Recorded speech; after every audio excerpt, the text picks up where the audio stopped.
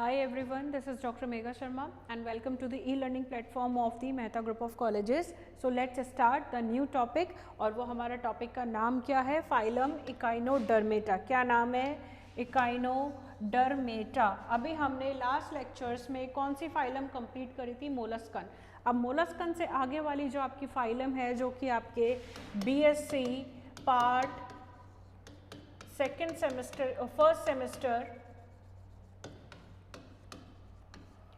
First semester के अंदर आती है। ठीक है,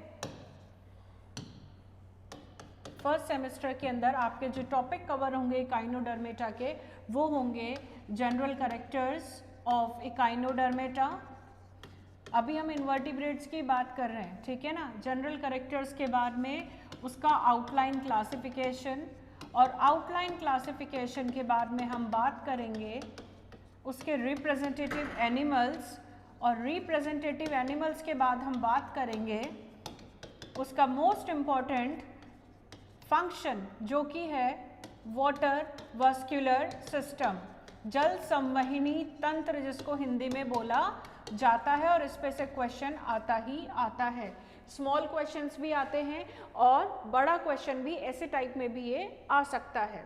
ठीक है, या इसको इस तरीके से पूछ सकते हैं कि बताओ स्टारफिश में लोकोमोशन कैसे होता है। तो अगर आप वाटर वास्कुलर सिस्टम पढ़ते हैं तो इसमें कुछ शॉर्ट क्वेश्चंस भी रेडी होंगे, कुछ वेरी शॉर्ट रेडी होंगे और पूरा डिटेल्ड भी आपका पूरा एक क्वेश्चन तैयार हो जाएगा अगर आप सिर्फ और सिर्फ इस टॉपिक को कर लेते हैं। कौन सा? Water vascular system. तो यानी मोलस्का के बाद की मैं बात कर रही हूँ इकाइनोडर्मेटा की। इकाइनोडर्मेटा, इकाइनो का मतलब होता है स्पाइंस। क्या? स्पाइंस। ठीक है, और डर्मा का मतलब ये रही आपकी डर्मा, स्किन। इसका मतलब क्या हुआ कि ये वो जीव है, और देखो अभी भी जीवन पानी के अंदर ही चल रहा है। यानी ये जितने भी जीव होते हैं ये समुद्री होते हैं, मेराइन, और अप्रॉक्सीमेटली मोर देन 6000 स्पीशीज इसकी नोन है। ठीक है, ये एक जनरल डेटा है। ठीक है, अब इसके अंदर जो ऑर्गेनिजम्स आते हैं, स्टारफिश आ गया, नाम में पिक्चर आ गया आपके दिमाग में कि स्टारफिश 1 2 3 4 5 कितनी भुजाएं होंगी उसकी? 5 आर्म्स होंगी। और प्लस इनकी खास बात क्या होती है कि इनके स्किन के ऊपर क्या पाए जाते हैं? स्पाइंस पाए जाते हैं। स्पाइनी कंटिकाएं या शूकनुमा संरचनाएं पाई जाते हैं। इसीलिए ऐसे जीवों को क्या बोला गया? इकाइनोडर्मेटा, जिसके स्किन के ऊपर क्या प्रेजेंट है? स्पाइंस प्रेजेंट है। यानी मैं बात करूंगी कुछ ऐसे जीवों की, ये सारे इसके रिप्रेजेंटेटिव जीव है, मैं नाम भी लिखते जाऊंगी। ये हो गया आपकी स्टारफिश। किसकी बात कर रही हूं मैं? स्टारफिश की। ठीक है, यानी ये क्लास है एस्टीरियोडिया। इसकी जो मेन क्लास है वो है एस्टीरिडिया। ठीक है, अब मैं इसकी बात कर रही हूँ आपके सामने। ये है आपका सी अर्चिन। क्या है? Sea urchin.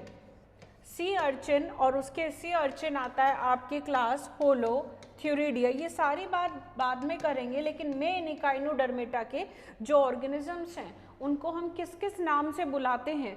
दिमाग में अगर ये आ जाए एग्जाम में, sea star, brittle stars, sea urchin, sea cucumber. ये रहा सी कुकुम्बर, सी कुकुम्बर। ओफिरिडिया के अंदर आते हैं आपके ब्रिटल स्टार्स। क्या आते हैं? Brittle stars. और ये है इकाइनोडिया में आता है आपका इकाइनस। क्या आता है? इकाइनस। ठीक है, ये सी कुकुम्बर है, खीरे की जैसी संरचना, सी कुकुम्बर। ठीक है, ये स्टारफिश हो गया, ये आपका इकाइनस हो गया। ठीक है, ये आपका सी अर्चिन हो गया। तो इसमें आ गए sea star, sea cucumber, sea urchin. ठीक है, एस्टीरियोडिया में सी स्टार्स आते हैं, ओफिरिडिया में ब्रिटल स्टार्स आते हैं, इकाइनोडिया में आपके आते हैं सी अर्चिन या सैंड डॉलर्स, और सी कुकुम्बर आपका आता है होलोथ्यूरिडिया में। किस में आता है? सी को, इसको सही कर लेना, ये इसका एरो यहाँ पे लेके जाएंगे। ठीक है, सी कुकुम्बर्स, खीरे के समान, होलोथ्यूरिडिया। ठीक है ना, तो ये आ गया आपका सी कुकुम्बर्स, यहाँ पे भी लिखा हुआ है। इकाइनस में आ गया आपका सी अर्चिन वगैरह ये रहा, या सैंड डॉलर्स, क्या बोलते हैं इनको, सैंड डॉलर्स। तो यानी दिमाग में एक क्लियर पिक्चर आप इमेजिन करो कि मैं बात कर रही हूँ स्टारफिश की, जिसको आप हिंदी में तारा मीन या तारा मछली भी बोलते हो, क्योंकि वो तारे के समान आकृति की होती है। तो सब में पहले बात करेंगे हम इन जीवों के जनरल कैरेक्टर्स की। किसकी बात करेंगे, जनरल कैरेक्टर्स की। चलो ठीक है, हम आगे चलते हैं। यानी ये आपको समझ में आ गया कि हम अब जो नेक्स्ट टॉपिक स्टार्ट कर रहे हैं उसके अंदर क्या क्या पढ़ेंगे। अब हम आगे चलते हैं। Let's start about the phylum संघ इकाइनोडर्मेटा। इकाइनोडर्मेटा में जो भी पॉइंट्स लिखूंगी ये सारे आपके लिए एक इंस्टेंट नोट्स का काम करेंगे, तो आप इसका स्क्रीनशॉट भी ले सकते हो और कॉपी के अंदर इसके बारे में आराम से लिख सकते हो। ठीक है, तो अपन बात कर रहे हैं फाइलम इकाइनोडर्मेटा की। इकाइनो का मतलब होता है स्पाइंस, ठीक है, और डर्मा का मतलब होता है स्किन। स्किन के ऊपर स्पाइंस प्रेजेंट है। ये ऐसे जीव है, ये इनका पिक्यूलियर कैरेक्टर है जिनको दूसरे जीवों से क्या करता है, विभेदित करता है, अलग करता है, डिस्टिंग्विश करता है। यानी बेसिकली इसके अंदर क्या क्या आए थे, अभी हमने क्या पढ़ा था, सी स्टार्स, ठीक है, सी अर्चिन, और हमने पढ़ा था सी कुकुम्बर। क्या पढ़ा था, सी कुकुम्बर। इसके अलावा सैंड डॉलर्स, ठीक है, जहाँ पे ये सारे ऑर्गेनिज्म क्या है, इसी के अंदर आते हैं। कौन सी, फाइलम इकाइनोडर्मेटा के। हम इनके साइंटिफिक नेम्स एंड क्लासिफिकेशन को अलग से लेक्चर में रिप्रेजेंटेटिव एनिमल्स में पढ़ेंगे। पहले हम एक जनरल इकाइनोडर्मेटा की पिक्चर दिमाग में क्लियर कर देते हैं कि एग्जैक्टली कि इसके कैरेक्टर्स क्या होंगे, और ये कैरेक्टर्स सभी प्रकार के जीवों में पाए जाएंगे। सभी प्रकार मतलब जो इकाइनोडर्मेटा के सभी प्रकार के जीव हैं उनमें पाए जाएंगे। ठीक है, ये स्किन के ऊपर क्या प्रेजेंट होते हैं, स्पाइंस प्रेजेंट होते हैं। ये दूसरी इंपॉर्टेंट चीज़, ये पानी में रहते हैं। पानी में रहते हैं, स्टारफिश की कुछ इस तरीके से होता है, तो ये ऊपर तो तैर नहीं सकती। तो ये जो फाइलम इकाइनोडर्मेटा वाले होते हैं ये सारे समुद्री होते हैं, पहली चीज़ तो। और समुद्र में भी कौन से जोन में रहते हैं, बिल्कुल निचले हिस्से में रहते हैं। दे आर बॉटम ड्वेलर्स, ठीक है, बॉटम में रहते हैं, तल में। और तल में नीचे क्या होती है, रॉक्स होती है, सबस्ट्रेटम आधार होता है, दूसरे मिट्टी होती है, उसके ऊपर ये मूव करते हैं। मूव कैसे करते हैं वो भी इसका इंपॉर्टेंट चीज़ है, मैं आपको बताती जाऊंगी, आप साथ के साथ नोट करो। फाइलम इकाइनोडर्मेटा का पहला जनरल कैरेक्टर कि भाई ये समुद्री जीव है और ये नीचे पाया जाता है। ठीक है, उसके अलावा अब अगर मैं इस चीज़ों को, इसके कैरेक्टर्स को अलग अलग जनरली डिफाइन करूं, एक प्रॉपर आपके इंस्टेंट और पूरे नोट्स मिलेंगे। अब मैं इसकी बात करूं सिमेट्री की, या सब में पहले चलो बात करते हैं इसकी बॉडी टाइप की। अब बॉडी टाइप में सब में पहले हम बात करते हैं इसकी बॉडी की ऑर्गेनाइजेशन की। शारीरिक कोटि का संगठन, शारीरिक कोटि का संगठन इसका किस प्रकार का होगा, अब ऑर्गन सिस्टम वाला, अंग तंत्र प्रकार का। उसके अलावा इसके अंदर कितने जनन स्तर होंगे, ये ऑर्गेनिज्म भाई डेवलप हो चुका है, इसकी मेसोडर्म बन चुकी है, तो ये त्रिजनन स्तरीय है, त्रिजनन स्तरीय, ट्रिप्लोब्लास्टिक। क्या है, ट्रिप्लोब्लास्टिक। यानी आउटर एक्टोडर्म, बाह्य इसकी एक्टोडर्म कहलाती है, इनर इसकी कहलाती है एंडोडर्म, और इन दोनों के मध्य एक प्रॉपर मेसोडर्म पाई जाती है। ठीक है, तो ये बात हो गई इसकी बॉडी की टाइप की। प्लस इसकी बॉडी की टाइप में हम बात करें इसकी सिमेट्री की, तो इनके अंदर जो सिमेट्री पाई जाती है वो होती है, नोट कर लीजिए, पेंटा रेडियल सिमेट्री। पेंटा इसलिए कि इसकी 5 भुजाएं होती हैं और पांचों भुजाओं के अंदर समान शारीरिक संगठन पाया जाता है, जो कि एक ओरल डिस्क से जुड़ी रहती है। पेंटा रेडियल सिमेट्री, पंच आर्य सम्मिति। तो हमने अभी अभी इकाइनोडर्मेटा की जनरल बॉडी टाइप की क्या बात करी, शारीरिक कोटि का संगठन, उसके जनन स्तर और उसकी सिमेट्री। ठीक है, अब सिमेट्री में जब हम बात करते हैं तो ये जब इसकी लार्वल स्टेट में होती है, तो लार्वल स्टेट में यहाँ पे एक पॉइंट आपको और क्लियर हो गया कि भाई लार्वा प्रेजेंट है, अभी आगे बात करेंगे धीरे धीरे। तो यहाँ पे क्या होती है वो bilateral symmetrical, bilateral symmetrical. And bilateral symmetrical से वो एडल्ट होते किसके अंदर ट्रांसफॉर्म हो जाती है, पेंटारेडियल सिमेट्री के अंदर, या पेंटामेरस सिमेट्रिक भी बोलते हैं।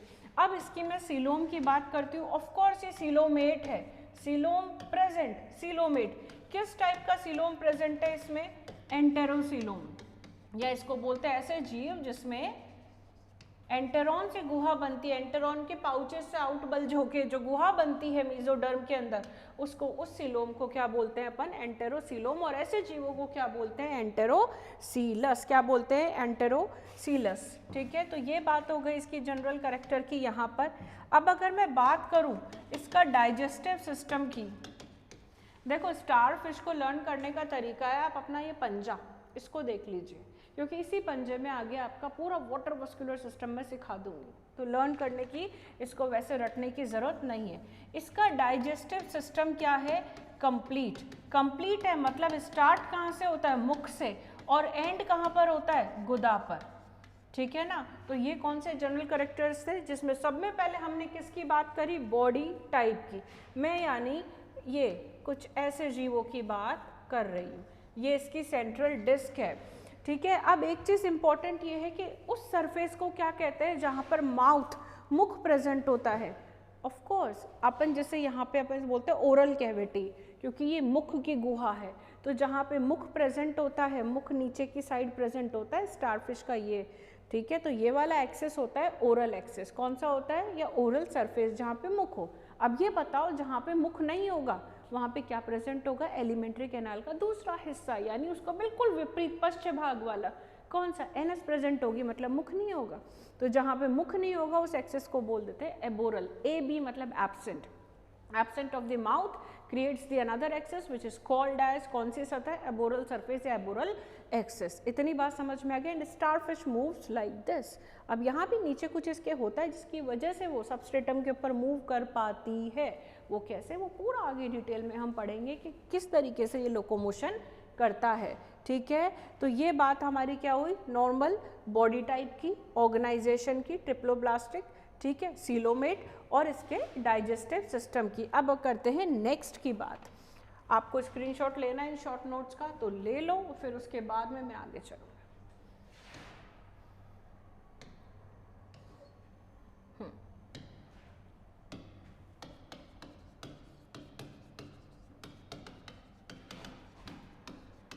फाइलम एकाइनोडर्मेटा, अगेन मैं ब्रांचेस बनाऊंगी और इसके नोट्स को अपन आज कंप्लीट करेंगे। ठीक है, अगर मैं बात करूं इसके परिसंचरण तंत्र की, तो इसका परिसंचरण तंत्र जो होता है वो बंद प्रकार का होता है, जिसके अंदर की चैनल्स आते हैं। क्या आते हैं, चैनल्स, उसके अंदर फ्लूइड रहता है। ठीक है, चैनल्स, सर्कुलेशन। इसके बाद अगर मैं इसके नर्वस सिस्टम की बात करूं, नर्वस सिस्टम में इसकी बात करें तो पहली चीज आप लिख लीजिए, इसके अंदर सेंसरी ऑर्गन्स प्रेजेंट होते हैं, फॉर एग्जाम्पल स्टेटोसिस्ट वगैरह। एंड ओसिलाई भी किसी के अंदर होता है। Ocelli is a photo receptor, photo receptor. इसके टेंटिकल्स के अंदर भी रिसेप्टर्स प्रेजेंट होते हैं, ग्राही प्रेजेंट होते हैं, यानी कीमो रिसेप्टर्स भी होंगे। उसके अलावा इसके अंदर स्टेटोसिस्ट होता है और nervous system comprises of nerve cord. ठीक है, नर्व कॉर्ड, ब्रेन नहीं होता, नर्व कॉर्ड। अब इसकी बात करते हैं अपन नेक्स्ट कैरेक्टर की, वो है रेस्पिरेशन। पानी में रहती है तो पानी में एक वर्ड तो आप लर्न रखिए कि हमेशा डिफ्यूजन के थ्रू घुलित ऑक्सीजन बॉडी के अंदर जाएगी। तो डिफ्यूजन किससे होगा, स्किन से होगा। इसके अलावा इसके पास प्रेजेंट होता है अंगूरों के गुच्छे के समान रेस्पिरेटरी ट्री। क्या प्रेजेंट होता है, रेस्पिरेटरी ट्री प्रेजेंट होता है, जिसमें एल्वियोलाई गुच्छे के समान फैले हुए रहते हैं बॉडी के अंदर, एम्बुलेक्रल ग्रूव्स के पास में। और प्लस जो मेन ऑर्गन है जो कि इसके लोकोमोशन में भी काम आता है, वो इसके रेस्पिरेशन में भी काम में आता है, क्योंकि वो ही पानी को पूरी बॉडी के अंदर सर्कुलेट करता है। ट्यूब फीट, क्या बोलते हैं इसको, ट्यूब फीट। इसको आपके हिंदी में बोल रखा है नालपाद।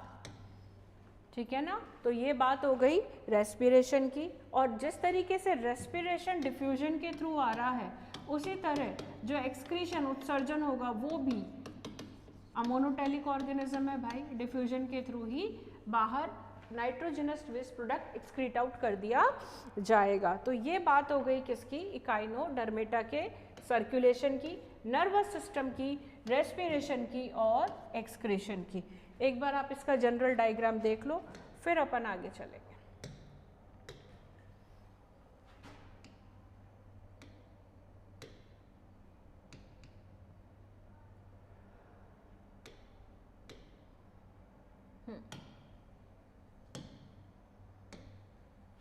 जी ये देखिए, मैं इसकी बात कर रही हूँ।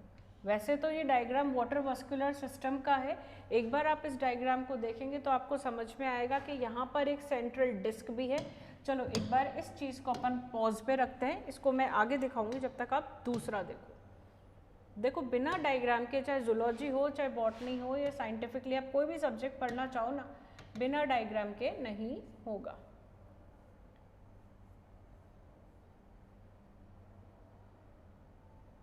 जी हाँ, ये वाला डायग्राम देखिए, मैं इसकी बात कर रही हूँ।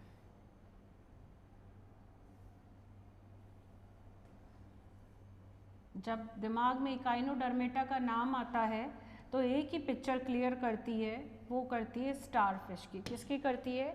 स्टारफिश की। I hope you can see the diagram very clearly. ठीक है, तो मैं बात करूँ तो इसकी क्या हो गई, यानी मैं क्लास एस्टेरिडिया की बात कर रही हूँ, जिसमें एस्टेरियाज यानी स्टारफिश की बात कर रही हूँ। अब स्टारफिश की अगर बात करें तो यानी दो सरफेस बताए थे इसके, ये हो गया टॉप साइड, इसकी कौन सी हो गई, टॉप साइड, और ये क्या हो गई, बॉटम साइड। यानी टॉप से देखोगे तो सिर्फ आउटर सरफेस, और अगर इसको ये उठाओगे तो इसका मुंह आपको नजर आने लग जाएगा यहाँ पर, ठीक है ना। तो ये हो गया इसका बॉटम साइड। टॉप साइड की अगर एक्सटर्नल स्ट्रक्चर की बात करें तो आप देख सकते हो यहाँ पर क्या होती है, ये दिखाई नहीं देगी आपको क्योंकि टॉप साइड है, वहाँ पे मैं बताऊंगी डिस्क होती है। और यहाँ पे ये देखो, मैंने ऑसिलाई बोला था, तो हर आर्म के पास में क्या प्रेजेंट होता है, एक आई स्पॉट प्रेजेंट होता है। The body a flat disc at the centre, ठीक है, ये पूरी बॉडी है और उसके बीच में क्या होती है, फ्लैट डिस्क होती है। ये जो बाहर निकली हुई है ये क्या है, ये आर्म है, ठीक है, आर्म्स है, ये रेज है क्योंकि रेडिएट कर रही है डायरेक्शंस के अंदर, और इसके ऊपर क्या प्रेजेंट है, स्किन, और जो टफ स्किन है वो किसकी वजह से, स्पाइंस की वजह से। किसकी वजह से, ये स्पाइंस की। इसके ऊपर शार्प, मैं आपको स्ट्रक्चर भी बताऊंगी इस तरीके से, रेडियली क्या प्रेजेंट होते हैं, स्पाइंस भी प्रेजेंट होते हैं। उसके अलावा जैसे हम लोग हमारी बॉडी को क्लीन रखते हैं, इनके स्पाइंस में कई बार जो इनका शिकार होता है, प्रे होता है, या कुछ ऑर्गेनिजम्स होते हैं वो फंस जाते हैं, तो उसको क्लीन करने के लिए इनके पास पिंसर लाइक ऑर्गन होता है, उसको यहाँ पे पिंसर्स कवर होता है, उसको बोलते हैं पैडिसिलरी। क्या बोलते हैं, पैडिसिलरी, ठीक है। और अंदर क्या प्रेजेंट होते हैं, tiny hollow finger like gills, पानी में रहता है, गिल्स प्रेजेंट होते हैं, ठीक है, यहाँ पर। अब इसकी बॉटम साइड में देखूं तो बॉटम साइड यहाँ पर नीचे, तो इसके ऊपर तो आपको सिर्फ आर्म्स नजर आ रही है और स्पाइंस नजर आ रहे हैं। जब आप इसको उठाओगे तो यहाँ पे क्या नजर आएंगे, अंग नजर आएंगे। तो ये क्या प्रेजेंट है यहाँ पर, इसका माउथ, क्या प्रेजेंट है, माउथ। और माउथ के आगे आपका माउथ कहाँ पे ओपन हो रहा है, पहले फेरिंग्स और फिर इसोफेगस और फिर उसके बाद स्टमक। तो ऐसे जो माउथ है वो डायरेक्ट किसमें ओपन हो रहा है, स्टमक के अंदर ओपन, यानी फूड लिया जाएगा और उसको स्टमक में पुश कर दिया जाएगा। और यहाँ पे इसके पास क्या प्रेजेंट है, पूरी यहाँ पर ambulacral grooves with 2 to 4 layers of the tube feet. Tube feet आगे और बताऊंगी। ये पूरा जो सिस्टम है ग्रूव सिस्टम कहलाता है, ठीक है, ग्रूव्स। और जहाँ पे ट्यूब फिट होती है वहाँ पे सबस्ट्रेट से अटैच करने के लिए उसके पास में क्या प्रेजेंट होते हैं, सकर्स। क्या प्रेजेंट होते हैं, सकर्स। ये मैंने यहाँ से लिए enhancedlearning.com। और ये देखो इनका लार्वा, लार्वा दिखाई दे रहा है, बायलेटरली सिमेट्रिकल, ठीक है, यानी इसमें इनडायरेक्ट डेवलपमेंट होता है। चलो अब अपन आगे चलते हैं। अब नेक्स्ट अगर मैं फाइलम की कलर दूसरा चेंज करेंगे, कौन सा कलर ले, ये वाला, या ठीक है। अब मैं उसी phylum, this is good colour, phylum Echinodermata. Bar bar learn करने का तरीका है, जितना लिखेंगे जितना प्रैक्टिस करेंगे उतना आपको लर्न होगा, ठीक है। फाइलम इकाइनोडर्मेटा में अब मैं बात करती हूँ इसके एंडोस्केलेटन की, जो कि वेरी वेरी इंपॉर्टेंट है। ऑफ कोर्स पानी में रहता है, जो एंडोस्केलेटन होगा वो इसका ऑसिकल कैल्शियम का बना हुआ होगा, ठीक है ना। कैलकेरियस स्केलेटन पाया जाएगा। अब उस स्केलेटन को मेंटेन करने में इसके कौन कौन हेल्प करता है, एक मतलब बॉडी की शेप कैसे मेंटेन रहती है बॉडी की। अब ये 5 आर्म्स है, यूँ खिंची हुई है क्योंकि अपने यहाँ पे अंदर अंतःकंकाल उपस्थित है और इसके अंतःकंकाल जो होता है वो एक सॉफ्ट टिश्यू के द्वारा आवृत भी होता है जो उसकी रक्षा करता है। अब अंतःकंकाल, एक काम तो समझ में आ गया, आपका कंकाल भी आपको शेप दे रहा है, तो वैसे इसका कंकाल भी इसको क्या देगा, शेप देगा। इतनी बात समझ में आई। अब उस अंतःकंकाल को शेप देने में कौन हेल्प करता है, इसका वाटर वस्कुलर सिस्टम, जल संवहनी तंत्र या एम्ब्यूलेक्रल सिस्टम, ठीक है ना। ये इंटरनल होता है। इंटरनल के अलावा मैंने क्या बताई थी line, it is covered by soft tissue, covered by soft tissue, ठीक है, जो इसका अंतःकंकाल है। अंतःकंकाल किसके द्वारा मेंटेन होता है, अभी भी बताया था, 5 ग्रुप्स के अंदर पानी बहता है, उसी से रेस्पिरेशन डिफ्यूजन, और ये जो पानी बहता है ये एक प्रकार का क्या क्रिएट करता है, हाइड्रोस्टैटिक स्केलेटन। इसलिए इस स्केलेटन को क्या बोलते हैं, hydrostatic skeleton, which helps in. अब ये जो स्केलेटन हो गया इसका एक काम तो हो गया, एक आपको पता है, दूसरा मैं बता देती हूँ, मूवमेंट। प्लस मूवमेंट के अलावा ये क्या काम करेगा, शेप और स्ट्रक्चर की इंटीग्रिटी को मेंटेन करके रखेगा। दैट्स वाई यहाँ पे जो इसका स्केलेटन है उसको क्या बोला जाता है, हाइड्रोस्केलेटन।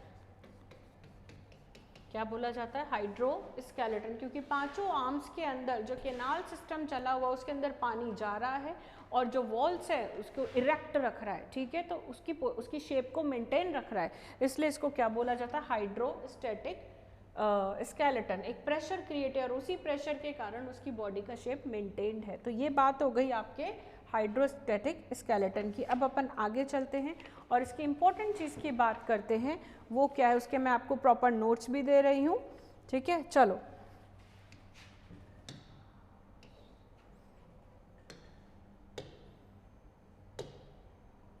जी हाँ, अब अपन इसके मेन इंपॉर्टेंट जो है उसकी बात करने वाले हैं, वो है इसका वाटर वस्कुलर सिस्टम।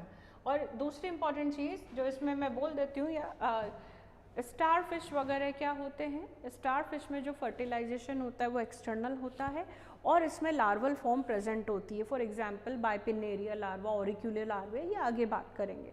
लेकिन डेवलपमेंट क्या होता है, इनडायरेक्ट। क्या होता है, इनडायरेक्ट। ये चीज़ मैं लिख दूंगी बाद में आप लोगों के लिए, ठीक है।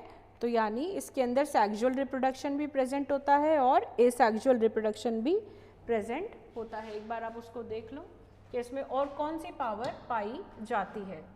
एक तो ये देखो, ये वाली इमेज, ये देखो, इसकी बॉडी खुरदुरी होती है। क्या होती है, खुरदुरी होती है। और उसकी बॉडी के ऊपर क्या प्रेजेंट होते हैं, ये डर्मल ब्रैंकिया। क्या प्रेजेंट होते हैं, ब्रैंकिया, यानी it is related to respiration, श्वसन से है ये रिलेटेड। तो इसकी स्किन के ऊपर क्या प्रेजेंट होते हैं, डर्मल ब्रैंकिया, जो कि हेल्प, ये क्या होता है, छोटे उभार होते हैं, ये दिखाई दे रहे हैं आपको उभार, ये उभार है इसकी बॉडी के ऊपर, ठीक है, जो कि किस में काम करते हैं, ये एब्जॉर्ब करते हैं ऑक्सीजन को। किस में से, घुलित ऑक्सीजन पानी के अंदर से एब्जॉर्ब कर कर बॉडी के अंदर डिफ्यूजन के थ्रू ट्रांसपोर्ट करते हैं। कौन, डर्मल ब्रैंकिया। चलो आगे चलो। इसके अलावा इसका एक इम्पॉर्टेंट कैरेक्टर जो आप सभी को पता होना चाहिए, जो अलग से क्वेश्चन भी आता है,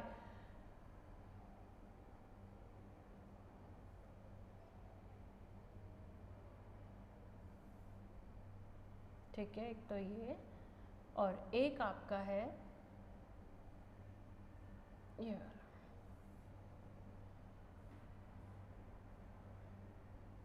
जी हाँ, स्टार फिश के अंदर जो कैपेबिलिटी होती है वो कैपेबिलिटी होती है रीजनरेशन की। पहले इंपॉर्टेंट पॉइंट आप लिख लो, पहली चीज़ तो ये जो स्टार फिश या जो मैं इसकी काइनोडर्मेट्स की बात कर रही हूँ, जनरल बात कर रही हूँ, ये ऑर्गेनिजम्स होते हैं डायोशियस। क्या होते हैं, डायोशियस।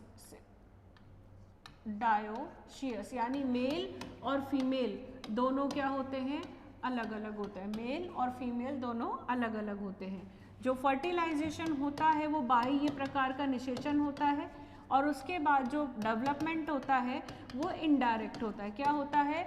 इनडायरेक्ट होता है। इनडायरेक्ट के अंदर जो डेवलपमेंट होता है वो with the help of larval form present होती है इसके अंदर। अब इम्पॉर्टेंट चीज़ ये है यहाँ पर कि कभी आपके इस तरीके से भी बता रखा है कि जो रिप्रोडक्शन होता है इसमें दो तरीके का होता है, सेक्सुअल जिसकी बात मैंने अभी कर लिया आपके सामने, ठीक है, और एसेक्सुअल। अब मैं किसकी बात कर रही हूँ? अलैंगिक जनन। अलैंगिक जनन का मतलब भी ये होता है कि उसमें जननों का कोई काम नहीं होता, गैमीट्स का कोई काम नहीं होता, फ्यूजन का कोई काम नहीं होता, कोई ना कोई बॉडी पार्ट ऐसा होता है जिसकी वजह से वो पूरा ऑर्गेनिज्म क्या होता है, दोबारा से परिवर्तित हो सकता है। जी हाँ, इस कैपेबिलिटी को यहाँ पे स्टारफिश की कैपेबिलिटी को कहते हैं रीजनरेशन। क्या बोलते हैं? रीजनरेशन। जैसा कि आप डायग्राम में अच्छे से देख सकते हो। इसमें एक और कैपेबिलिटी है, जैसे छिपकली अपनी पूंछ को रिमूव कर देती है, जैसे कोई खतरा आता है, आभास होता है उसको कि अब उसको खतरा है, तो वो क्या करती है? अपनी पूंछ को रिलीज कर देती है, उसको बोलते हैं ऑटोटॉमी। क्या बोलते हैं? ऑटोटॉमी। तो ये भी कई बार अपनी आर्म को क्या कर देती है? एनिमी के आते रिलीज करते हैं, जिससे वो एनिमी जो शिकारी है, शिकारी जंतु है, वो उसकी उस आर्म के ऊपर क्या हो जाएगा, वहाँ पर उसका जो फोकस होगा उस आर्म के ऊपर चला जाएगा और स्टारफिश को टाइम मिल जाएगा वहाँ से भागने के लिए। अब वो भुजा तो उसकी चली गई, लेकिन वो भुजा वापस भी आ सकती है। इस प्रॉपर्टी को बोलते हैं पुनरुद्भवन। क्या बोलते हैं? पुनरुद्भवन, रीजनरेशन, ठीक है। It is the ability to grow lost और द डैमेज्ड पार्ट। वापस जो आपका नुकसान हुआ है, जो आपका पार्ट लॉस हो गया अंग का, वो वापस से आ सकता है। समटाइम्स एक कुछ सीवियर जॉम जहाँ पे वो can grow into a new organism. और कई बार ये भी देखा गया है, बशर्ते एक चीज़ होनी चाहिए, पूरा की पूरी स्टारफिश इजीली ग्रो हो जाती है एक डिटैच्ड आर्म से, बशर्ते उसके पास कौन सा हिस्सा हो? 1/5 ऑफ द सेंट्रल डिस्क, यानी उसके पास 1/5 हिस्सा क्या होना चाहिए? सेंट्रल डिस्क का होना चाहिए। सेंट्रल डिस्क पर ही माउथ है, सेंट्रल डिस्क से ही इसका पूरा बॉडी सिस्टम कंप्लीट होता है। तो यानी अगर वो ऑर्गन प्रेजेंट है तो ये पूरे ऑर्गेनिज्म के अंदर कन्वर्ट हो सकती है। तो यानी स्टारफिश की कैपेबिलिटी की हमने क्या बात करी कि इसमें क्या प्रॉपर्टी पाई जाती है? रीजनरेशन। ये देखिए यहाँ पर मैं दिखा देती हूँ आपको।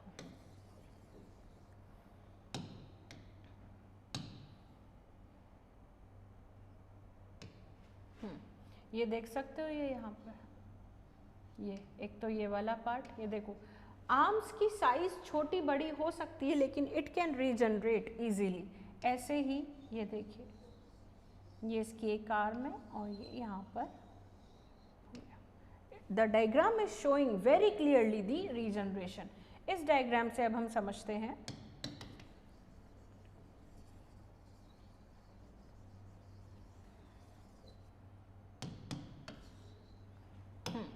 Now come focus on this diagram। लिखने में तो आपके फर्स्ट सेमेस्टर में यही आएगा कि भाई what are the different properties of the phylum Echinodermata, general characters. लेकिन किसी चीज़ को एक तो पढ़ना और पढ़कर उसको जहन में रखना, दोनों डिफरेंट चीज़ होती है। तो जहन में रखने के लिए चीज़ें होती हैं, हम जैसे बच्चों को पिक्चर से सिखाते हैं, तो बेसिकली पिक्चर्स दिमाग में कैद रहती है ज़्यादा समय के लिए बजाय थ्योरी के। If you know the picture you can write, you can frame the theory from that. That's why हम आज इसको डायग्रामेटिकली और इजीली ग्रास्प कर पाएंगे, ये मेरा मानना है। And of course you also agree with me, I know that. ठीक है, अब हम बात कर रहे हैं ये प्रॉपर स्टारफिश है, ये आपको दिखाई दे रही है पूरी स्टारफिश है। 1 2 3 4 5, ये इसकी सेंट्रल डिस्क और ये इसकी 5 arms. For example if surgically या किसी कारण से, किसी इंजरी की वजह से इसका ये पार्ट में क्या कर देती हूँ? कट कर देती हूँ। ठीक है, ये पार्ट में कट कर देती हूँ, तो ये दोनों भुजाएं क्या हो गई? इस दोनों भुजाएं को हमने क्या कर दिया? रिमूव कर दिया, सर्जिकली रिमूव कर दिया, या कैसे भी हमने डाइसेक्ट करके हटा दिया। तो हम धीरे धीरे क्या करते हैं, अब ये देखो ये एरिया में सेंट्रल डिस्क प्रेजेंट है, धीरे धीरे यहाँ पर वापस से क्या होने लग गई? ग्रोथ होने लग गई। एंड ग्रो करके धीरे धीरे ये वापस प्रॉपर आर्म्स के अंदर आ गई। लेकिन हो सकता है कि one of the arm is short, ऐसा हो सकता है, लेकिन it can regenerate into the full arm. उसके बाद ये वाला एरो पे जाइए, ये एरो आपको यहाँ पे पहले हमने 2 का बताया, अब यहाँ पे हम ये कर रहे हैं ये डाइसेक्ट। ठीक है, धीरे धीरे, लेकिन सेंट्रल डिस्क प्रेजेंट है, वापस से क्या होने लगे, भुजाएं ग्रो होने लग गई। तो this is the process of regeneration of इकाइनोडर्मिटा।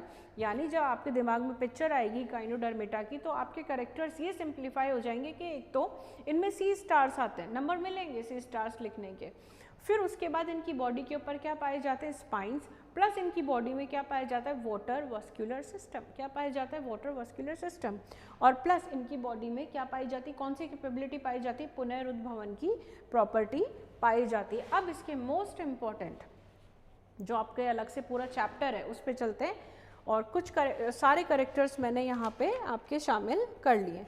तो अब आ जाओ, बात करते हैं अपन वाटर वस्कुलर सिस्टम की। किसकी बात करते हैं, वाटर वस्कुलर सिस्टम की। चलिए, वाटर वस्कुलर सिस्टम क्या होता है और इस सिस्टम को और क्या बोलते हैं, कौन बताएगा? अभी अभी मैंने क्लास में बताया है। Let me clear my board first and then हम चलते हैं दूसरे इमेज पे। पहले इमेज समझेंगे, उसके बाद हम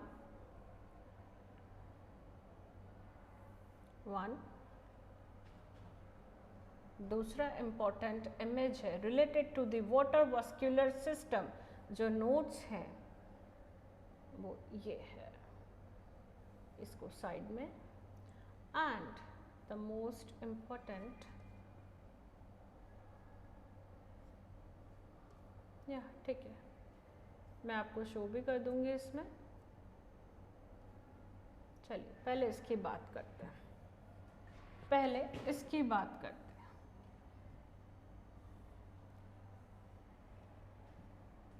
ये आपको ये डायग्राम कौन कौन से पार्ट्स शो कर रहा है, पहले आप ये देखिए। इसमें आपको कुछ इसके एलिमेंट्री कैनाल के पार्ट्स भी दिखाई दे रहे हैं, उसके अलावा यहाँ पर कुछ और भी पार्ट्स दिखाई दे रहे हैं। पहले इस पर फोकस करो, फिर वाटर वस्कुलर सिस्टम समझ में आएगा। ठीक है, ये स्टार फिश है। ठीक है, स्टार फिश में मेन लोकोमोशन जिस ऑर्गन से होता है उसको बोलते हैं ट्यूब फुट, नालपाद, और बहुत सारी इसलिए इसको बोल देते हैं ट्यूब फीट। क्या बोल देते हैं, ट्यूब फीट। ये 5 आर्म्स हैं, देखकर जो हम एक जनरली समझ पाते हैं। ये इसकी सेंट्रल डिस्क है। क्या है ये, इसकी सेंट्रल डिस्क। ठीक है, सेंट्रल डिस्क है यहाँ पर, और यहाँ इसका क्या होगा, माउथ, और माउथ के पीछे क्या होगी इसकी, ये रही एनस। ठीक है, और माउथ के पास इसका क्या प्रेजेंट होगा, स्टमक। क्या प्रेजेंट होगा, स्टमक। अब यहाँ पर एक चीज़ आपको फोकस करना है, ये क्या बना हुआ है, कुछ इस तरीके से ऐसा गोला सा। यहाँ पर मैं इसको क्लियर कर देती हूँ, फिर आप आसानी से और देखना।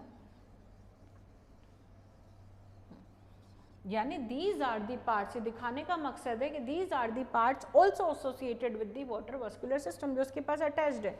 देखो यहाँ पर क्या है, इसके गोनेड्स। क्या प्रेजेंट है इधर, गोनेड्स। ठीक है, ये इसका कार्डियक स्टमक है, जहाँ पे ऑर्गन्स अटैच्ड होंगे वो आपस में रिलेटेड होंगे। ये इसका रेक्टल ग्लैंड है, ये एनस है, ये रिट्रैक्टर मसल्स है। ऑफ कोर्स मसल्स है, किस काम में आएंगी, रिट्रैक्ट और कॉन्ट्रैक्ट करने के काम में आएगी। ये इसकी स्केलेटल प्लेट्स है, जो कि कैल्शियम की बनी हुई होती है, कैल्केरियस प्लेट्स, कैल्केरियस प्लेट्स। ठीक है, ये इसके पोडिया है। पोडिया मतलब पैर, चलने वाले पैर। जैसे सूडोपोडिया प्रोटोजोआ में थे फॉल्स फीट, तो ऐसे इसके क्या है, पोडिया, जिसको क्या बोलते हैं हम यहाँ पर, ट्यूब फीट। क्या बोलते हैं, tube feet.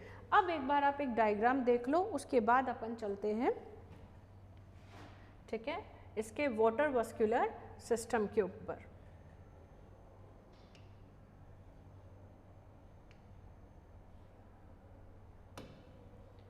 Let me hold on that.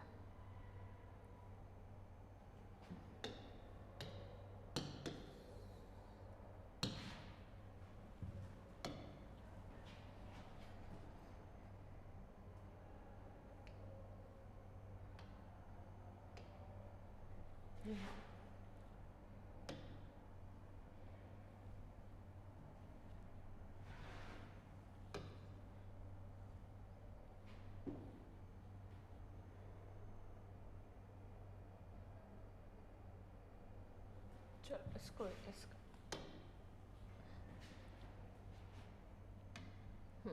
अब आ जाओ आप इसके वाटर वस्कुलर सिस्टम, ठीक है।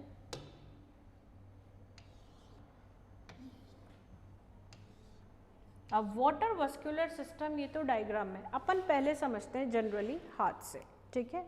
For example this is your starfish. मान लीजिए सपोज करने में क्या आ जाता है, स्टारफिश की कितनी आर्म्स होती है, 1 2 3 4 5, हमारे हाथ में भी है। हमारा हाथ जो है पांचों दिशाओं में इसकी उंगलियां फैली हुई, यानी ये तो 5 भुजाएं हो गई इसकी।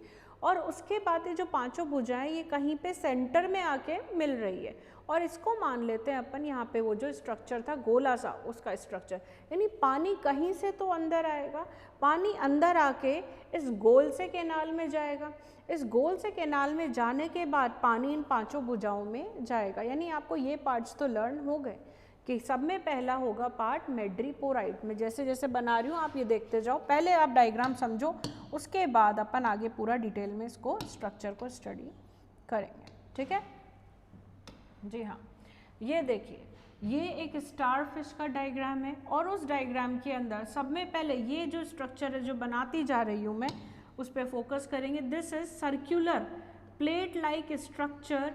इस प्लेट लाइक स्ट्रक्चर को बोलते हैं जो बाहर के साइड निकला होता है, और इसकी पोजीशन क्या होती है, इंटररेडियल। क्या होती है, इंटररेडियल। इसको बोलते हैं अपन मैड्रीपोराइट। क्या बोलते हैं, मैड्रीपोराइट।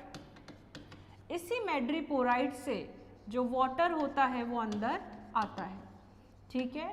और इसकी जो वॉल्स होंगी, ऑफ कोर्स पानी को अंदर की साइड जाना है, तो अंदर की साइड जो इसकी भित्ति होती है वो क्या होती है, पक्षमाभी, सीलिएटेड होते हैं, क्योंकि सीलिया निरंतर स्पंदन करते हैं और पानी को आगे की साइड पुश करते हैं। ये है इसका एस कैनाल, जो ये इस आकृति का है, कुछ इस आकृति का, ये मैड्रीपोराइट, और ये है इसका एस कैनाल। एस कैनाल को स्टोन कैनाल भी बोला जाता है, क्योंकि ये स्टोन पत्थर के समान क्या है, स्ट्रॉन्ग है, रिजिड है, और इसकी आकृति कुछ एस शेप की है, इसलिए इसको क्या बोल देते हैं, कर्व में है, इसलिए इसको बोल देते हैं एस कैनाल। और इसको जो स्टोन कैनाल को स्ट्रेंथन मिली है, मतलब ये जो रिजिड वॉल्स है, किसकी वजह से है, कैल्शियम की वजह से। किसकी वजह से, कैल्शियम। अब ये स्टोन कैनाल कहाँ पे ओपन हो रहा है, जरा देखो, कुछ गोल सा है, गोल को वलय बोलते हैं, और वलय को इंग्लिश में बोलते हैं रिंग कैनाल। क्या बोलते हैं, रिंग कैनाल। इतनी बात समझ में आई। पानी मैड्रीपोराइट से अंदर आया, पानी अंदर आया, स्टोन कैनाल में गया, और स्टोन कैनाल के बाद ये किस में गया, गोल सा कैनाल, जिसको रिंग कैनाल बोला। ये जो रिंग कैनाल है, अब ध्यान से देखोगे, ये रिंग कैनाल ओपन हो रहा है, एक मैं समझा देती हूँ। ये रिंग कैनाल, ये देखिए, ये हर आर्म के अंदर जा रहा है, हर आर्म के अंदर, और ये तरीके से रेडियली तरीके से विन्यासित हो रहा है। इन कैनाल्स को बोला जाता है रेडियल कैनाल्स। क्या बोलते हैं, अरीय नाले। क्या बोला जाता है, अरीय नाले। अब ये जो अरीय नाले हैं, सोचने वाली बात यह है कि अरीय नाले भी साइड के अंदर खुली हुई है, यूँ इस तरीके से साइड के अंदर, ठीक है। और इन साइड वाले कैनाल्स को बोलते हैं लेटरल कैनाल्स, पार्श्व नाले। क्या बोलते हैं, पार्श्व नाले। अब ये जो पार्श्व नाले हैं, ये किस में ओपन हो रही है, आपको दिखाई दे रहा है कुछ ऐसा, ये पार्श्व नाले। This is the main structure which is called as tube feet. क्या बोलते हैं इसको, ट्यूब फीट बोलते हैं। अब ट्यूब फीट के डिफरेंट पार्ट्स आगे पढ़ेंगे, लेकिन एक आउटलाइन पिक्चर आपको पता लग गई कि भाई पानी आ रहा है मैड्रीपोराइट से, मैड्रीपोराइट के बाद जा रहा है वो एस कैनाल में, और एस कैनाल कहाँ पे ओपन हो रहा है, रिंग कैनाल। रिंग कैनाल कहाँ पे ओपन हो रहा है, पांचों भुजाओं के रेडियल कैनाल्स में, फिर बाद में एम्प्यूला, और उसके बाद में ट्यूब फीट। ये रही एम्प्यूला। इस गोली स्ट्रक्चर को क्या बोलते हैं, एम्प्यूला, और ये क्या है इसका, ट्यूब फीट। मैड्रीपोराइट की बात करें तो इसको क्या बोलते हैं, और सीव प्लेट, पानी यहीं से अंदर आता है। रिंग कैनाल, यहाँ पे सेंटर में क्या प्रेजेंट था, माउथ प्रेजेंट था, तो उसके चारों तरफ क्या प्रेजेंट होता है, माउथ। जो रिंग कैनाल है इट सराउंड्स दी माउथ, और ये किस में ओपन हो रहा है, रेडियल में। अब ये जो है पांचों भुजाओं के अंदर जा रही है, एम्ब्यूलेक्रल ग्रूव से होते हैं, इसलिए इसको कई बार बोल देते हैं एम्ब्यूलेक्रल सिस्टम। फिर ये एम्प्यूला, जो मस्कुलर सैक लाइक स्ट्रक्चर है, जो ट्यूब फीट में पानी को धकेलता है एक निश्चित प्रेशर के साथ, और ट्यूब फीट के नीचे लगा हुआ होता है सकर। क्या लगा हुआ होता है, सकर। ये एक वैक्यूम का कार्य करता है, जो सबस्ट्रेट पर अटैच होने के लिए इसको हेल्प करता है। अगर मैं वाटर वेस्कुलर सिस्टम की जनरल बात करूं, एक जनरल आउटलाइन तो इसका क्या क्या फंक्शन हो गया, पहला मूवमेंट, दूसरा फीडिंग, चलेगी नहीं तो खाएगी क्या, ठीक है ना, feeding, excretion, respiration, sensory organ, ये सारे के सारे काम किसकी वजह से हो रहे हैं, only and only water vascular system. अब मैं जैसे जैसे नोट्स बना रही हूँ आप वैसे वैसे नोट्स बनाते जाओगे जो आपके लिए बहुत हेल्पफुल होंगे, पूरा वाटर वस्कुलर सिस्टम स्टडी करने के लिए आपके लिए बिल्कुल हेल्पफुल होंगे, जिसमें पूरी थ्योरी आ जाती है, ठीक है। फिर मैं आपको स्ट्रक्चर वाइज भी बता दूंगी, ठीक है।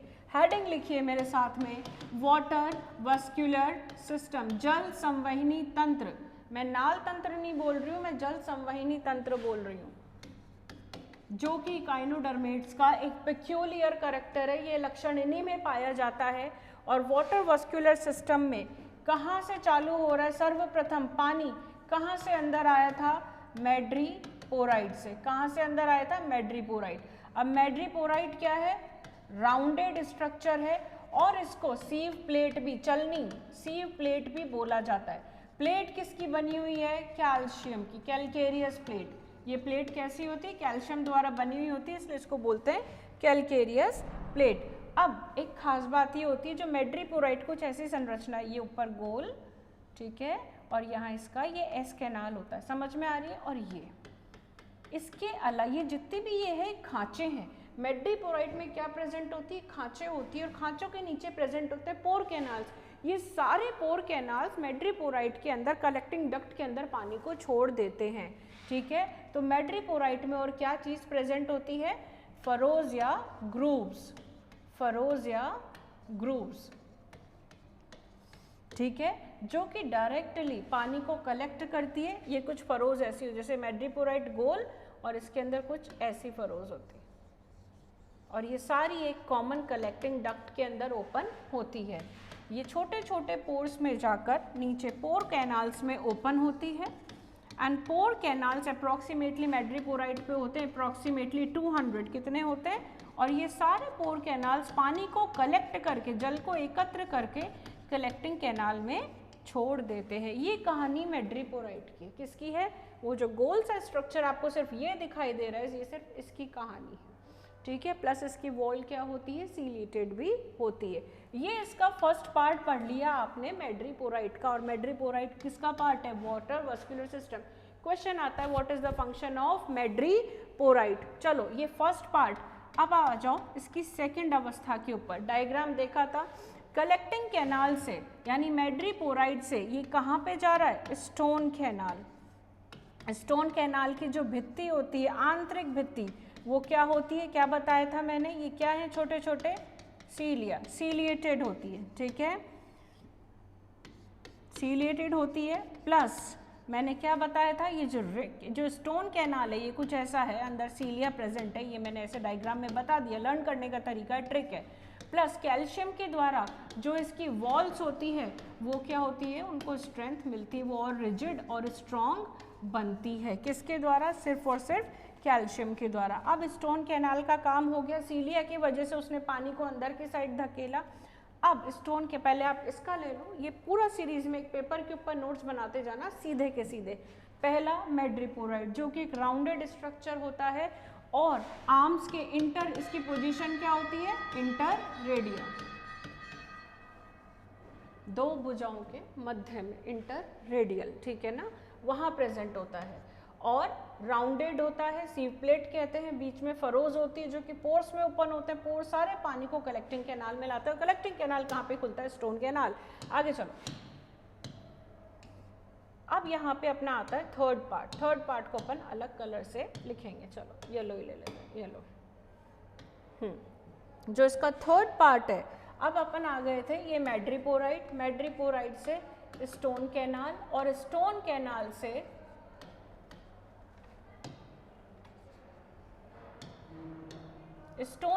से अब ये ओपन हो रहा है। मैंने हाथ का स्ट्रक्चर बताया था आपको, ये स्टोन के मैड्रीपोराइट, और ये क्या, पाम, गोल, यानी रिंग कैनाल।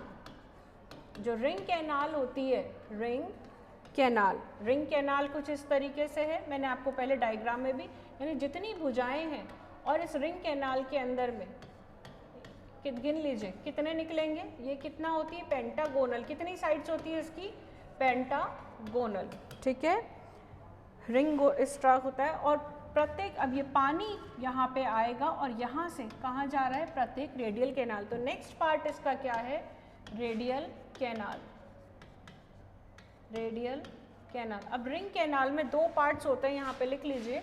रिंग कैनाल के नहीं, रिंग कैनाल के अंदर वाटर वस्कुलर के अंदर ही जो हेल्प करते हैं पानी के प्रेशर को मेंटेन करने के लिए, एक तो होता है पोलियन वेसिकल। क्या होता है, पोलियन वेसिकल, पोलियन वेसिकल। और दूसरा होता है टाइडमैन्स बॉडी।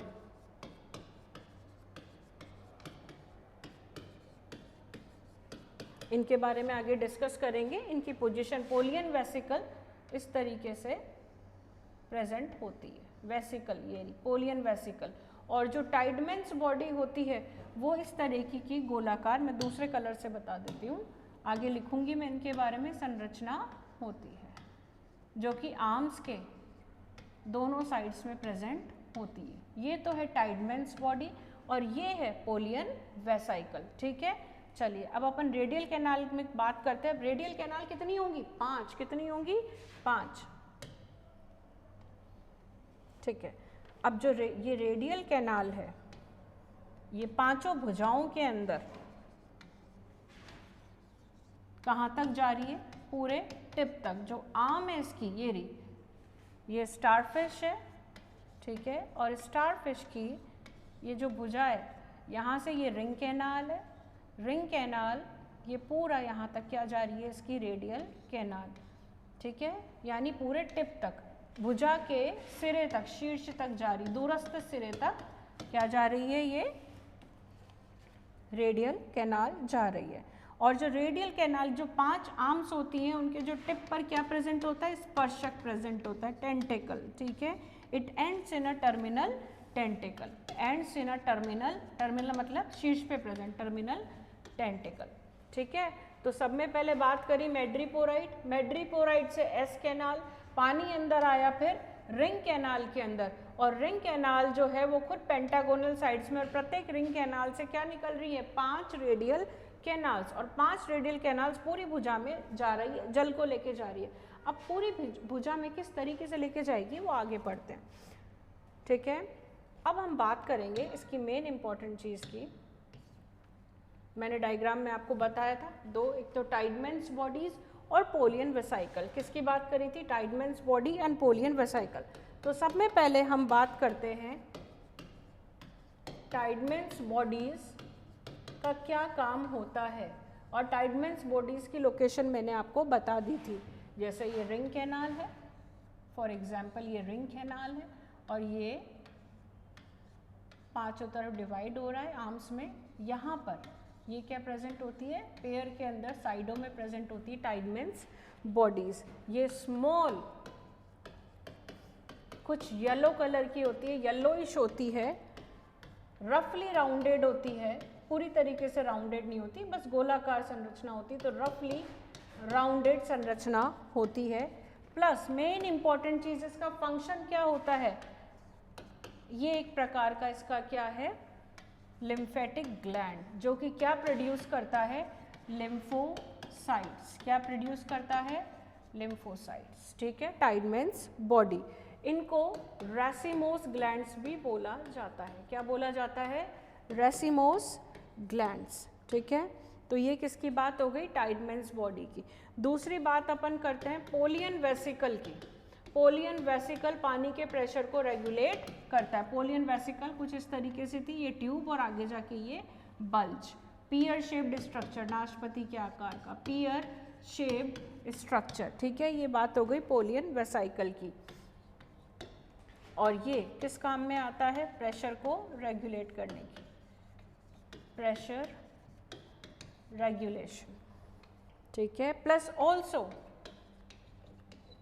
ये अमीबॉइड सेल्स के प्रोडक्शन में हेल्प करता है। It also produces amoeboid cells which helps in the transportation of the material in the coelom, transportation, ठीक है, या सर्कुलेशन, परिसंचरण, उसमें काम में आता है पोलियन वेसिकल और टाइडमैन्स बॉडीज। तो हमने पढ़ा कि भाई अभी तक पानी कहाँ पे प्रेजेंट था, कहाँ से आ रहा था, पोराइड, मैड्रीपोराइड से कहाँ पे आया, एस कैनाल, और एस कैनाल से कहाँ पर आया, ये क्या था, रिंग कैनाल, और रिंग कैनाल किस में बट गई, रिंग कैनाल पांचों भुजाओं में बट गई और बन गई रेडियल कैनाल्स, रेडियल कैनाल्स। अब इसके आगे की कहानी अपन पढ़ेंगे। चलो नेक्स्ट,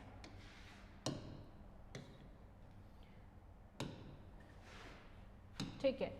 अब रेडियल कैनाल के बाद जिसकी बारी आती है वो होता है आपका, देखो ये आपकी एक ये भुजा, इस भुजा के अंदर ये इधर से रिंग कैनाल ओपन हो रहा है और ये रेडियल कैनाल में जा रहा है। इसके अलावा यहाँ पर जो प्रेजेंट होता है, ध्यान से देखेंगे, ये साइड में ट्यूब लाइक स्ट्रक्चर और निकलते नली का समान स्ट्रक्चर निकलते दोनों पार्श्व स्थलों पर, एक इधर राइट भी और लेफ्ट भी, भुजाओं के दोनों साइड में। अब साइड में है, साइड वाले कैनाल्स को अपन बोलते हैं लेटरल कैनाल्स। क्या बोलते हैं, लेटरल कैनाल्स। लेटरल कैनाल्स को पोडियल कैनाल्स भी बोला जाता है। क्या बोलते हैं, पोडियल कैनाल्स। ये कलर थोड़ा डल है, अपन कलर चेंज करेंगे।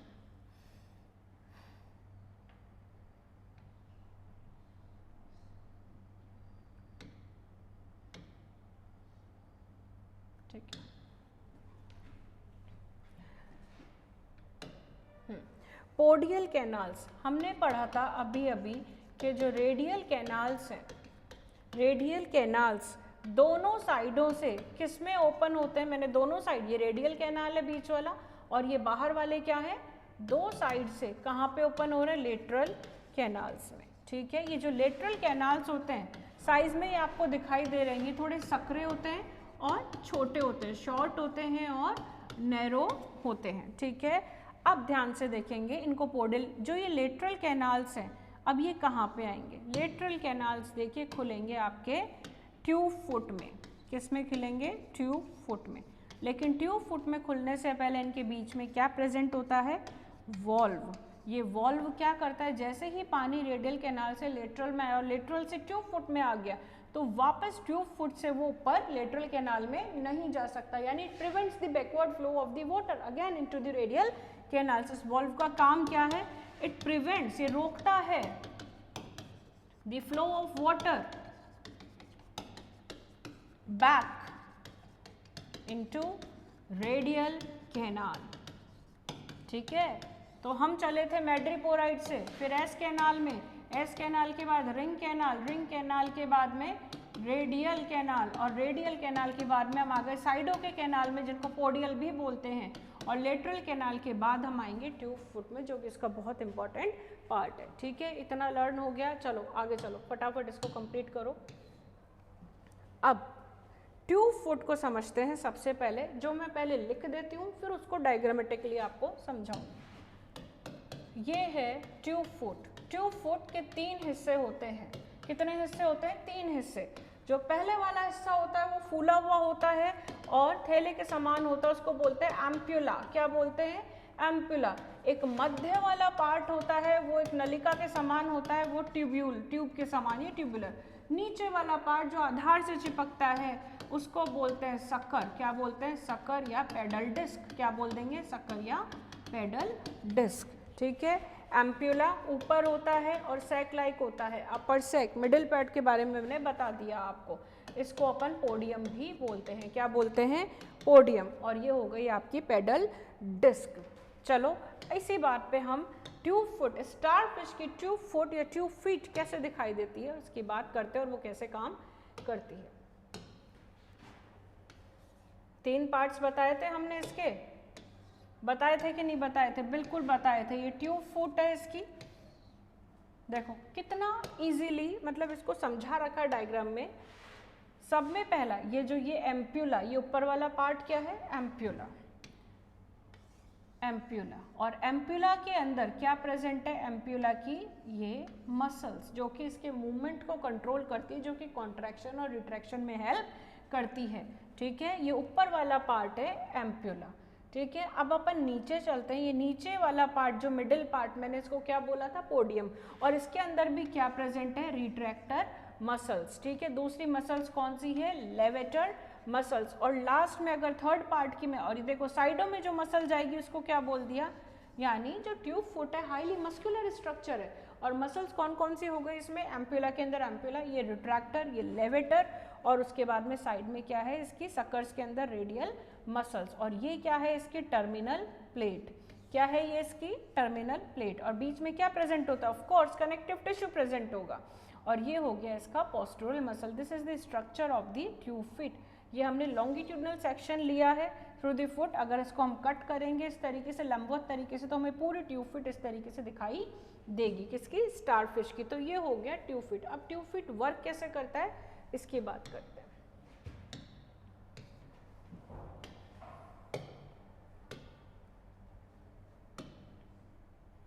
मैं ये पहले डायग्राम इधर है, लेकिन आपके लिए जो मैं स्मॉल बना के लेके आई हूँ, पहले लिखिए वर्किंग, कि किस तरीके से स्टारफिश एक जगह से दूसरी जगह अपनी पोजीशन चेंज करती है। ऑफ कोर्स पानी मैड्रीपोराइड से अंदर आ गया है, अंदर आके इसकी पांचों भुजाओं के अंदर चला गया, अब एम्प्यूला भर गया। क्या भर गया, एम्प्यूला भर गया। अब यहाँ से लिखेंगे, सबसे पहले एम्प्यूला के अंदर जो पानी है, अगर एम्प्यूला कॉन्ट्रैक्ट होगा तो पानी कहाँ आ जाएगा, सोचने की बात है, पानी कहाँ आ जाएगा। अगर एम्प्यूला ये है, एम्प्यूला कॉन्ट्रैक्ट हुआ तो पानी यहाँ चला जाएगा, उसके पोडियम के अंदर चला जाएगा।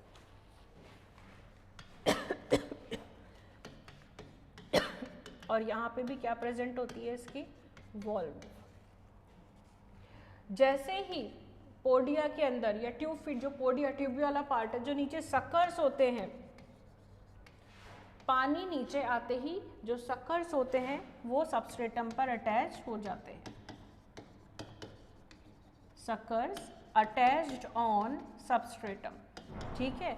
यानी सबस्ट्रेटम पे खुद की पकड़ बनाने के लिए एम्प्यूला के अंदर जो पानी है वो कहाँ पे आता है, पोडिया में, ट्यूब फिट के अंदर, जिससे वो क्या हो जाती है, इरेक्ट हो जाती है, और उसकी वजह से जो उसके नीचे पैडल डिस्क में सकर्स लगे होते हैं वो सबस्ट्रेटम पे क्या हो जाती है, अटैच हो जाती है, ठीक है। अटैच हो गई। अब अटैच होने के बाद में इसकी फीट,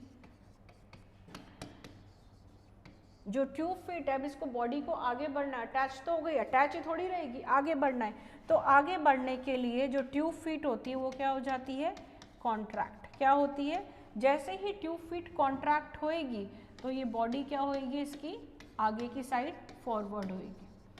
क्या होएगी, फॉरवर्ड होएगी। किस वजह से हुआ, पहले एम्प्यूला कॉन्ट्रैक्ट हुआ, पोडिया इरेक्ट हो गए, पानी आगे चला गया, और सकर्स अटैच हो गए सबस्ट्रेटम पे। जैसे ही ट्यूब फिट में कॉन्ट्रैक्शन होगा, बॉडी कहाँ पे जाएगी, आगे की साइड जाएगी, फिर से ये प्रोसेस रिपीट किया जाएगा, ठीक है। अब वापस से इस बॉडी को क्या करना है, ट्यूब फिट उठेगी नहीं जब तक, आगे कैसे जाएगी, अभी तो ट्यूब फिट अटैच हो गई थी, अब ट्यूब फिट को उठाना है, रिलीज करना है, तो यहाँ पे क्या लिख लीजिए आप, ट्यूब फिट क्या हो जाएगी। अभी इस केस में जो ट्यूब फिट थी, पानी एम्प्यूला से ट्यूब फिट में आ गया था, तो कैसी हो गई थी, स्ट्रेट हो गई थी, लेकिन जैसे ही कॉन्ट्रैक्ट हुई तो क्या हो गई, शॉर्ट हो गई, और शॉर्ट होने के जैसे ट्यूब फिट छोटी हुई तो नीचे जो सकर्स थे, ट्यूब फिट क्या हुई, जैसे ही यहाँ पे ये ट्यूब फिट है, ये यहाँ पे ट्यूब फिट अटैच हो गई सबस्ट्रेटम के ऊपर, ठीक है, अटैच हो गई। अटैच होने के बाद में इसको कब हुई अटैच, जब उसकी लेंथ बढ़ी, लेकिन जैसे ही इसमें संकुचन हुआ ट्यूब फिट क्या हो गई, रिलीज, तो सकर्स भी क्या हो गए, उठ गए।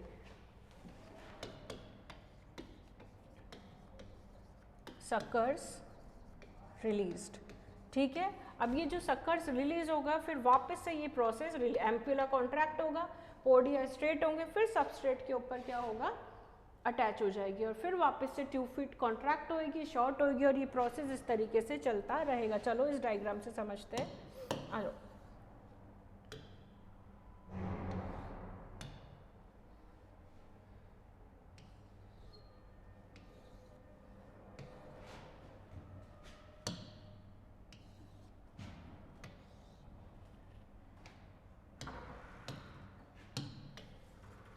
विदाउट दिस डायग्राम एक्सप्लेनेशन नहीं हो पाएगा, तो बेटर है जो वर्किंग वाला चार्ट था, एक तो आप उसका स्क्रीनशॉट लेंगे, उसके अलावा this diagram is telling each and everything कि किस तरीके से स्टारफिश मूव करती है।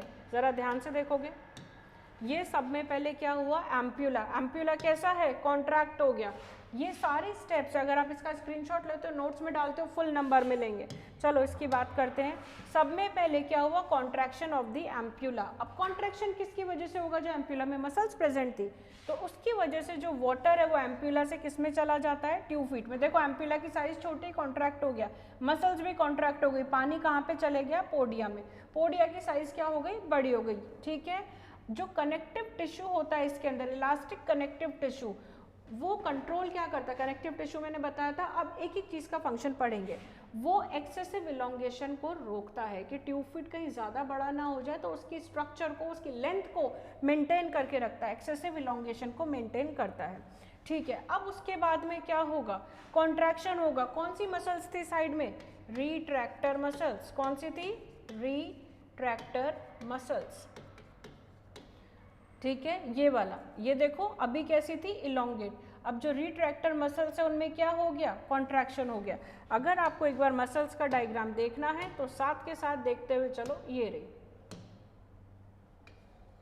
ये देखो, ये रही रिट्रैक्टर। ये जो डार्क वाली मसल्स है ये क्या है, रिट्रैक्टर मसल्स है। चलो इस पे आ जाओ। रिट्रैक्टर मसल्स कौन, नाम में ये कॉन्ट्रैक्ट हुई रिट्रैक्टर, जिससे कि क्या हुआ, ट्यूब फुट क्या हो गया, छोटा हो गया। ट्यूब फुट क्या हो गया, छोटा हो गया। ठीक है, जिससे वापस से क्या होगा, forcing the water into the ampulla.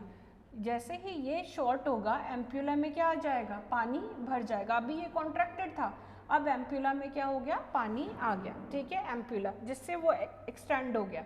अब सी और डी को देखिए आप, इसमें स्पैडल का देख रहे हैं, अभी तक उसने अटैच नहीं किया था। अब क्या होगा, कॉन्ट्रैक्शन ऑफ दी। अब कौन सी मसल, सब में पहले रिट्रैक्टर मसल्स हो गई, ऊपर वाली एम्प्यूला की मसल्स हो गई retractor muscles. Contraction of the postural और orientic muscle on one side only, जिससे ट्यूब फाइट एक साइड पे आ जाता है। ये रहा, ठीक है, ये रही पोस्ट्यूरल, पोस्चर मेंटेन करती है पोस्ट्यूरल मसल्स, ये रही साइड में पोस्ट्यूरल मसल्स, ये रही इसकी रिट्रैक्टर मसल्स। ठीक है, तो ये क्या करती है, अब पोस्ट्रोटल मसल्स के अंदर क्या होगा, कॉन्ट्रैक्शन स्टार्ट हो जाएगा, जिससे ट्यूब फीट क्या करने लग जाएगी, स्विंग होने लग जाएगी, जिस साइड में उसको मूव करना है। अब इसी कॉन्ट्रैक्शन की वजह से कभी रिट्रैक्टर मसल कॉन्ट्रैक्ट हो रही है, उसके बाद में कौन सी मसल हो रही है, पोस्टरल मसल कॉन्ट्रैक्ट हो रही है। इस लोकलाइज कॉन्ट्रैक्शन की वजह से one side causes the tube foot to bend toward the side in the curved manner, यानी एक कर्व्ड तरीके से वो क्या करती है, दूसरी साइड में मुड़ जाती है। कर्व हो गई ना, देखो ये पहला एम्प्यूला श्रिंक था, अब एम्प्यूला क्या हो गया, एक्सटेंड हो गया, क्योंकि ट्यूब फिट छोटी हुई और उसके अंदर पानी चला गया। उसके बाद में ये क्या हुए, सक्कर्स रिलीज हो गए। सक्कर्स रिलीज हुए, जो मैंने पढ़ाया था, सक्कर्स रिलीज हो गए, और सक्कर्स रिलीज हुए और इसमें कौन सी मसल्स हेल्प करी, पोस्ट्यूरल मसल्स। तो this is whole about the water vascular system of the starfish. This is whole about the water vascular system of the starfish. देख लो आप, आज हमने पूरा वाटर वस्कुलर सिस्टम कंप्लीट कर दिया, जो कि इसके लोकोमोशन में, जो कि इसके रेस्पिरेशन में, जो कि कैप्चर दी प्रे, शिकार को पकड़ने में, काम में, फीडिंग में हेल्प करता है। ठीक है, मैड्रिपोराइट वाला स्ट्रक्चर पूरा पढ़ चुके हैं अपन। फिर उसके ये पूरा आपको अंदर का स्ट्रक्चर बता रहा है। ये क्या है, मैड्रिपोराइट के अंदर पाई जाने वाली ग्रूव्स, ये देखो ये ग्रूव्स, और ये ग्रूव्स कहाँ पे जा रही है, सारी की सारी पोर्स में, ये सारे पोर कैनाल्स, कलेक्टिंग डक्ट, ये देख लीजिए, ये मैड्रिपोराइट से होती है। और अंदर ये क्या है, सारे चैनल्स सीलिएटेड, क्या है, सीलिएटेड मैड्रिपोराइट, इसके अंदर ग्रूव्स प्रेजेंट है, और ये यहाँ पे स्टोन कैनाल के अंदर ओपन हो रही है, ये रहा स्टोन कैनाल। फिर स्टोन कैनाल से रिंग कैनाल, रिंग कैनाल से कौन सा कैनाल था, रेडियल, और radial canal the main chief locomotory organ tube fit के अंदर जाके ओपन होता है। ट्यूब फिट के पार्ट्स ये रहे, एम्प्यूला, पोडिया जिसको ट्यूब फिट बोला, और नीचे क्या है, सक्कर्स है। लॉन्ग मसल्स है, लंबी है, इसलिए इनको क्या बोल दिया, लंबवत है, तो लॉन्गिट्यूडिनल मसल्स। ठीक है, ये सारी की सारी आपकी किसके बारे में बात हो गई है आज, वाटर वस्कुलर सिस्टम और इकाइनोडर्मेटा के बारे में। नेक्स्ट क्लास में अपन पढ़ेंगे representative animals of the phylum Echinodermata. कुछ स्टारफिश के बारे में पढ़ेंगे, कुछ सी कुकुम्बर के बारे में पढ़ेंगे। जब तक के लिए till then bye bye, study.